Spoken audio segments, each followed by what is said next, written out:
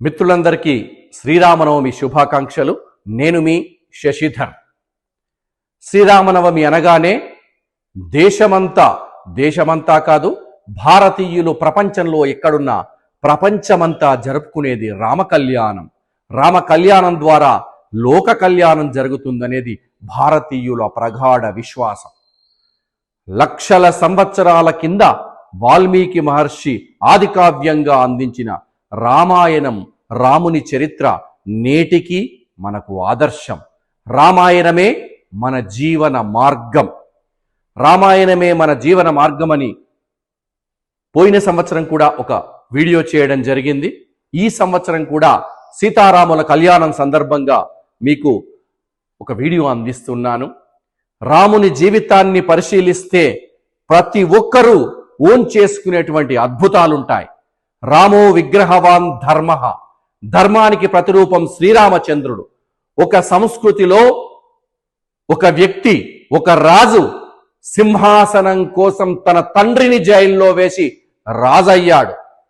తెల్లవారితే పట్టాభిషేకం అనగా తండ్రి కోసం సింహాసనాన్ని వదిలివేసి 14 సంవత్సరాలు తండ్రి కోసం అరణ్యవాసం చేసిన గొప్ప పితృవాక్య పరిపాలనా దక్షుడు శ్రీరామచంద్రుడు. తండ్రి అంటే దైవం, మాతృదేవోభవ పితృదేవోభవ అనే సత్యాన్ని చాటింది రామాయణం. అనే సత్యాన్ని తెలియజేసింది శ్రీరామచంద్రుడు. శ్రీరామచంద్రుడు ఒక మంచి కుమారుడే కాదు, ఒక మంచి భర్త, ఒక మంచి స్నేహితుడు, ఒక మంచి రాజు. రాముని గుణాలను పరిశీలిస్తే అద్భుతం. తండ్రి వాట కోసం వనవాసం వెళ్ళాడు. స్నేహితుని ధర్మం కోసం విభూషణుణ్ణి, సుగ్రీవుణ్ణి రాజులను చేశాడు. అడుగడుగునా ధర్మంగా వ్యవహరిస్తూ రామాయణ ద్వారా ప్రపంచానికి ధర్మాన్ని చాటి చెప్పిన ధర్మమూర్తి శ్రీరామచంద్రుడు. మరి సాధారణంగా మనం అనుకుంటూ ఉంటాం, రామాయణంలో ఏం గొప్పతనం ఉంది?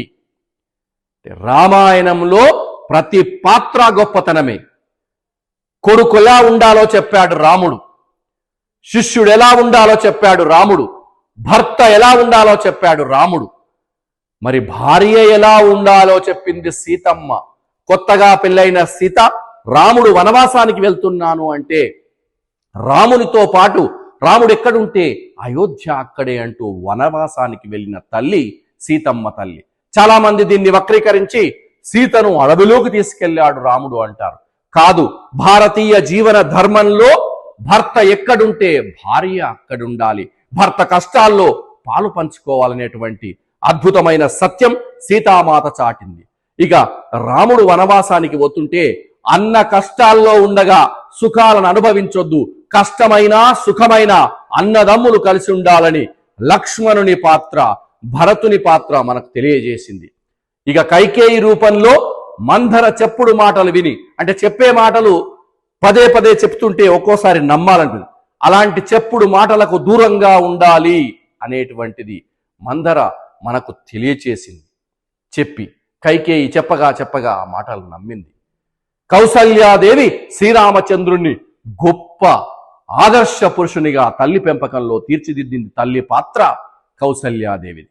ఇక అడుగడుగున రాముడు 16 ఏళ్ల వయస్సులో ఉండగా విశ్వామిత్రుడు వచ్చి యాగ సంరక్షణకు రాముణ్ణి పంపించాలని దశరథుడు అంటే పుత్ర వ్యామోహంతో దశరథుడు రాముణ్ణి నేను పంపలేను అన్న సందర్భంలో వశిష్ఠుడు తెలియజేస్తాడు, 16 సంవత్సరాలు నిండినటువంటి ఎవరైనా పురుషులు దక్షతతో అన్ని కార్యాలను నిర్విఘ్నంగా నిర్వర్తించవచ్చు అని రాముణ్ణి కర్తవ్య బోధ దిశగా పంపించినటువంటి వశిష్ఠుడు. ఇలా రామాయణంలో ఎక్కడ చూసినా అడుగడుగున ధర్మం, ఒక్కొక్క సంఘటన మనను అద్భుతం వైపు నడిపిస్తూ ఉంటుంది. ఒక సందర్భంలో సీతమ్మను తీసుకెళ్తూ రావణుడు తీసుకెళ్తున్న సందర్భంలో ఋష్యమూక పర్వతంపై సీతాదేవి ఆభరణాలు కింద వేయగా తరువాత సుగ్రీవుడు రామునికి లక్ష్మణునికి ఆభరణాలు చూపెడితే ఆ ఆభరణాలు లక్ష్మణునికి చూపెట్టి రాముడు అడిగాడు, లక్ష్మణ ఇవి మీ వదిన ఆభరణాలేనా, ఒకసారి పరిశీలించమంటే లక్ష్మణుడు అన్నాడు, నేను రోజు ప్రొద్దున వదిన గారికి నమస్కారం చేస్తాను కాబట్టి కాళ్లకు ఉండే మట్టెలు మాత్రమే నేను చూడగలుగుతాను.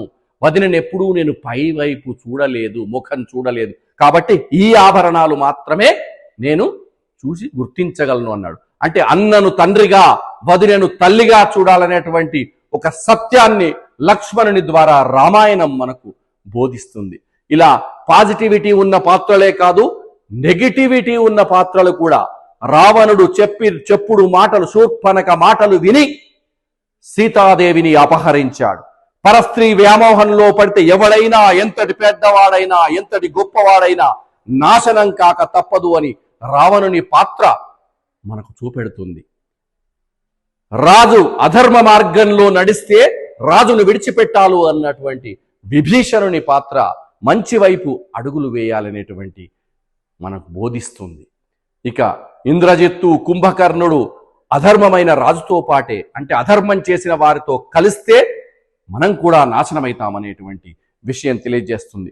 రామాయణంలో అడుగడుగునా ధర్మమే. రామాయణం సత్యాన్ని బోధిస్తుంది, రామాయణం ధర్మాన్ని బోధిస్తుంది, రామాయణం మానవీయతను బోధిస్తుంది, రామాయణంలో సామాజిక స్పృహ ఉంది. కాబట్టి రామాయణమే మన జీవన మార్గం. ఈరోజు ప్రతి ఇంటిలో రాముని పాత్ర ఉంటుంది. రామునిలా జీవించాలి. రామునికి వ్యక్తిత్వ వికాసం కలిగినటువంటి గొప్ప పురుషుడు. రామాయణం కొందరికి పఠనీయ గ్రంథం అయితే కొందరికి ఆచరణీయ గ్రంథం. రామాయణం కొందరికి వ్యక్తిత్వ వికాస గ్రంథం, రామాయణం కొందరికి రీసెర్చ్ గ్రంథం. ఏది ఏమైనా ప్రపంచానికి ఎలా నడవాలో దారి చూపించేటువంటి దివ్య గ్రంథమే రామాయణం. మరొక్కసారి మిత్రులందరికీ సీతారాముల కళ్యాణ మహోత్సవ శుభాకాంక్షలు తెలియజేస్తూ, ఆ రాముల వారి ఆశీస్సులతో ప్రపంచమంతా సుభిక్షంగా ఉండాలని, యుద్ధాలు నశించాలని, కరువు కాటకాలు ఏవి కూడా ప్రపంచంలో తాండవించకూడదని, అందరూ సుఖంగా ఉండాలని కోరుకుంటూ నమస్కారం. జై శ్రీరామ్.